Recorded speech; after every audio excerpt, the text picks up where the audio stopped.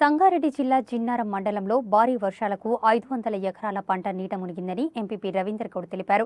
వావిలాల గ్రామంలో ఈ ఏడాది వ్యవసాయ రంగంలో అడుగుపెట్టిన యువ రైతులు వర్షానికి తీవ్రంగా నష్టపోయారని, మొదటి ప్రయత్నంలోనే రైతులు నమ్మకాన్ని కోల్పోకుండా ప్రభుత్వం పంట నష్టం చెల్లించి భరోసా కల్పించాలని కోరారు.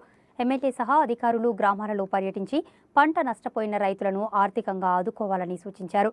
కార్యక్రమంలో వ్యవసాయ అధికారి వనజ సహా పలువురు రైతులు పాల్గొన్నారు.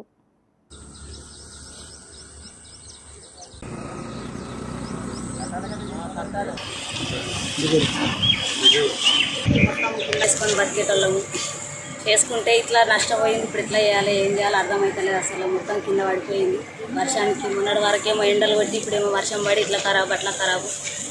ఏం చేస్తే ఎట్లా అవుతాం, మేమే బతుకుతాము, మాకేమన్నా కావాలని అడుగుతాం. నుంచి దాదాపు మొన్న కురిసినటువంటి వానలకు దాదాపు 12 సెంటీమీటర్ల వాన కురవడం జరిగింది. ఈ యొక్క వానకు దాదాపు జిన్నారం మండలంలో ఉన్నటువంటి 2 క్లస్టర్లకు సంబంధించి ప్రతి ఒక్క గ్రామంలో కూడా పంట నష్టపోవడం జరిగింది.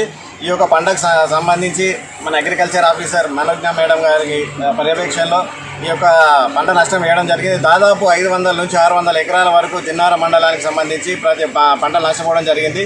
కాబట్టి మన ప్రభుత్వం వెంటనే తక్షణమే స్పందించి ఈ యొక్క రైతులను ఆదుకోవాల్సిన బాధ్యత మన మీద ఉందని కూడా తెలియజేస్తున్నాను. మొన్ననే యువ రైతులు ఈ యొక్క వ్యవసాయం వరకు ఆకర్షితులు అవుతున్నారు. కాబట్టి మనము ఈ టైంలో వాళ్ళని ఆదుకోకపోతే రేపు రాబోయే కాలంలో ఏ ఒక్క రైతు కూడా, యువ రైతులు కూడా ఈ యొక్క వ్యవసాయం గురించి మర్చిపోవడం జరుగుతుందని తెలియజేస్తూ, మన దయచేసి ఎమ్మెల్యే గారికి, అదేవిధంగా ఎవరైతే అగ్రికల్చర్ మినిస్టర్ ఉన్నారో వారికి కూడా వినియోగించుకోవడం జరుగుతుంది. దాదాపు జిన్నారం మండలకు సంబంధించి 500-600 ఎకరాల పంట నష్టం మీరు వెంటనే తక్షణమే స్పందించి వారికి రైతులను భరోసా కల్పించే విధంగా, వాళ్ళు ఆదుకునే విధంగా ముందుకు రావాల్సిన బాధ్యత ఎంతైనా ఉందని తెలియజేస్తున్నాము. అదేవిధంగా రైతులు కూడా మీరు అధైర్యపడకుండా ఖచ్చితంగా మీరు ఏ విధంగా అయితే నష్టపోయిందో ఆ నష్టము మేము మీకు నష్టపరిహారం వచ్చే విధంగా ట్రై చేస్తామని కూడా తెలియజేస్తున్నాము. మీరు ఎట్టి పరిస్థితుల్లో కూడా అధైర్యపడేద్దని కూడా తెలియజేస్తున్నాము.